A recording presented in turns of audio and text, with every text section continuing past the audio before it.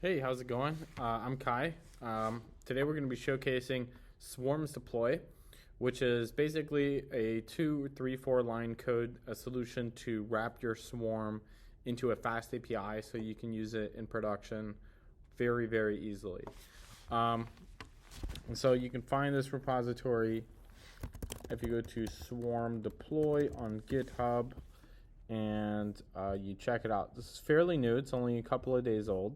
But it was built because people kept asking me how can I deploy my swarm into production as an API very, very easily.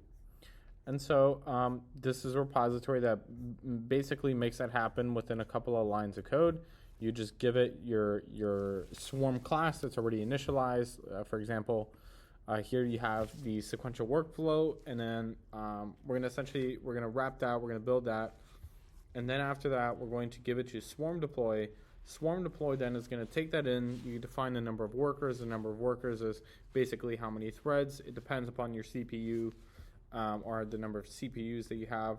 And then you basically just start it up as you would with an API. You give it the host, you give it the port, you give it workers. And you could also give it SSL key files or cert files or etc. Okay, so to access this, you would essentially git clone. I already have it git clone here, so I could just swarm deploy. So git clone, and then once it's in your repository, do cursor dot or code dot, whichever platform you use. I like cursor because it is very nice and very beautiful. Okay, so once you're here, basically you can install, so you don't need to git clone it. You could actually just pip install it if you wish. You can do pip3 install dash swarm deploy, and then it'll download the package. If you see this, it doesn't really mean there's an error. It just means that there's a problem with one of the sub packages, but it can still work. You just have to try it out and see if there's any issues with the dependencies. But yeah, so you have your code here, you have your agents, and then basically you would just build your swarm as you would first. You import os.env for environment variables, swarms, agents, sequential workflow. Basically, how the sequential workflow is, if you don't know how it works, it's very simple. You just go here. You can check out our docs, and you go to swarm architectures.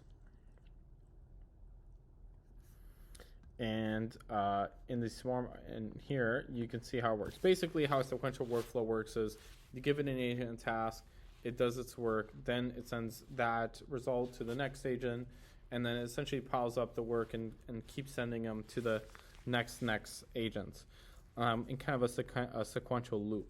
And so, so once you essentially have built your swarm's code, here we already built where we have our swarm. This is a private equity analysis swarm, and yeah, so here we can make this better by giving them system prompts. So I'm going to say give all of these agents system prompts, and cursor then is going to give the agents system prompts so they're not bare. So this is also another simple way to make your agents better. You could just have cursor build the prompts for you, because building prompts does take a lot of time, and it's mostly going to be hard. And if you're not a prompt engineer, building a prompt for one agent could take 20 minutes, 30 minutes. That's even if you're a good prompter. So I would recommend just having an AI build your prompts. So yeah, here we have a private equity swarm. This private equity swarm is basically going to analyze documents for private equity, due diligence, and investment decision making. Here we have the swarm. It's a sequential swarm. We're giving it a name, which is a string. We're giving it a description. We're giving it loops, and we're also giving it a list of agents. And then here we're saying the output type is all, which all is essentially a string of all the responses from every agent. And then finally here we're going to have the actual a swarm deploy. So here, if you hover over it, you can see the input parameters.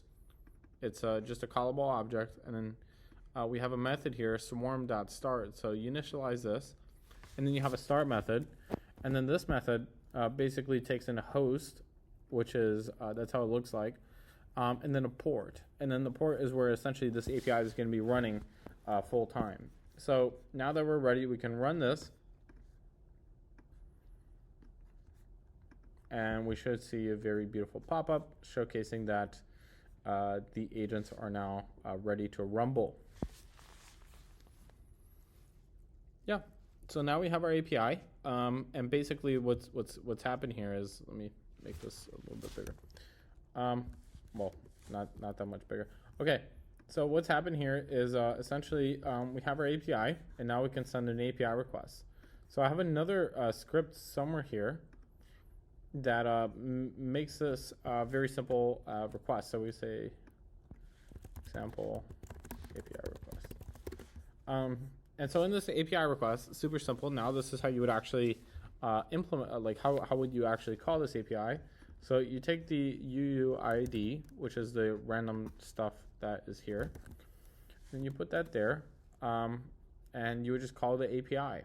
So here you have the name of the swarm, and it kind of matches OpenAI's API format. So it says v1/swarm/completions. It's not chat completions. The chat isn't completing it. I don't know why they put that. That's kind of dumb. But you just basically switch the URL to swarms completions, and then you give it the name, and then you give it the ID. And then here you can give it a task. So here you can say, what are the terms that are the most favorable for a startup founder when raising capital, when raising a pre-seed? Okay, so now we have the script, we can call this. So we just go here, boom, and we take the name of the file. Then it should run. Should. And so yeah, basically what this works on the back end is it takes a class, gives multiple methods for the class, basically makes it crude. So create, update, delete, etc. And yeah. And that was it. That's the swarm. It ran pretty quick. Here we have this is from the API side. So when you run this on your server, you will see these outputs. And essentially, we got the task, and we got the first agents, pre-seed funding terms for favorable startup founders. As a data extraction agent, I've compiled key information on pre-seed funding terms that are most favorable for startup founders. So equity stake, founder equity, 80-90% pre-money valuation, investor equity, 10 to 20%. Pre-money valuation, et cetera, funding amount, voting rights. Ideally, the founder should keep, voting rights. Board compensation, founder should have 2-3 seats, majority control. Investors should have 1 to 2 seats. Liquidation preferences, investor receive 1 extra investment amount in case of liquidation. Anti-dilution protection. Weighted average anti-dilution protection adjusts the conversion price of investor shares in case of future funding rounds. Option pool, 20% option pool. Vesting period, 2 to 4 years. Cliff period, 1 to 2. Employees and executives, 4 years, and et cetera, et cetera. And then here we have, I think it was 5 agents, but we got our API.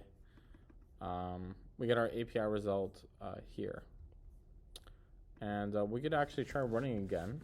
But this time we can make it more beautiful, because that is not beautiful, is it? So we could do response. No, we do JSON dumps response. Okay, now we're gonna send the request again, and I'll actually put it side by side so you can see. Actually, yeah, okay. So we're gonna run that again.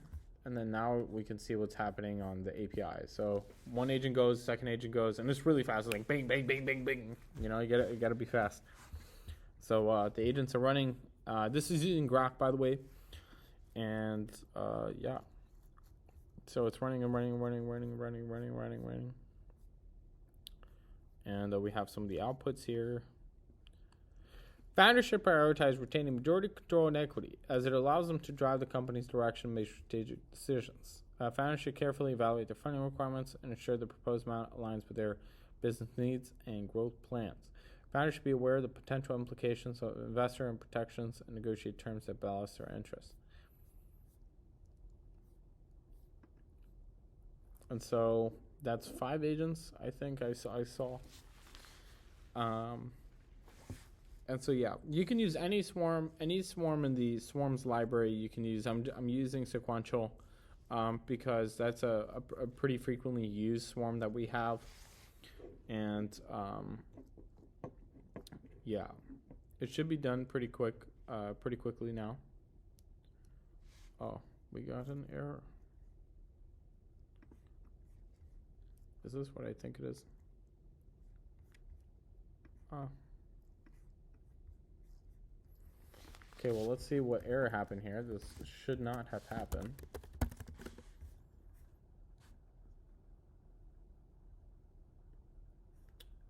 Oh. Put the response. Okay, yeah. Okay. Oh, silly mistake.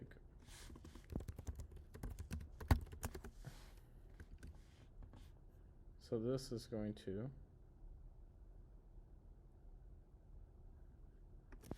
I wonder if this worked. I'm trying to make the output nice and easy. So we're going to run it again, and then we're going to see what's going to happen. So these are the agents running. All the boxes are the agents.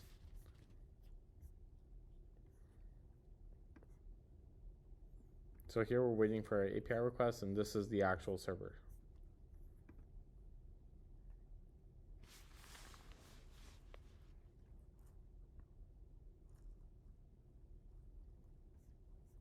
I think this is the last one. No. This might be the last one.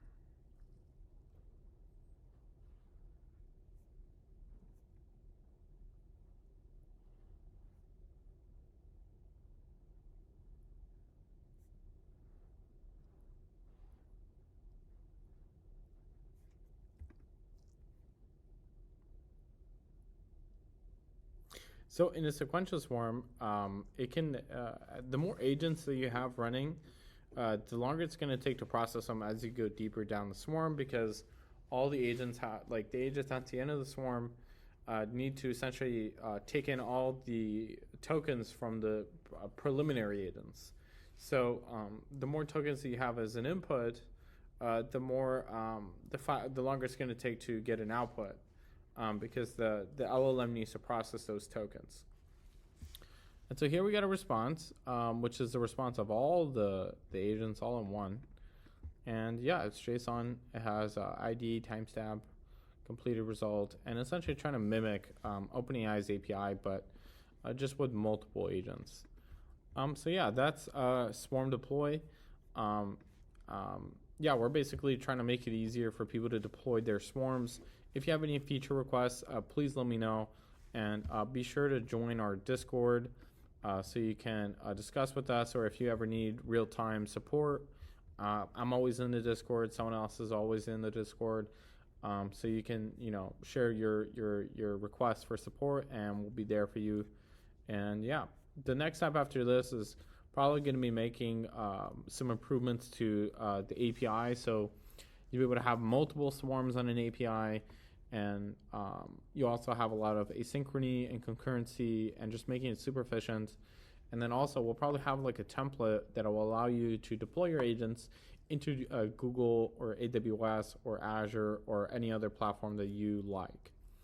And yeah, like I said, if you have any ideas on features or benefits or any type of new functionality that you would like to see, please let us know, and please let me know, and we're here for you. We are at your service here.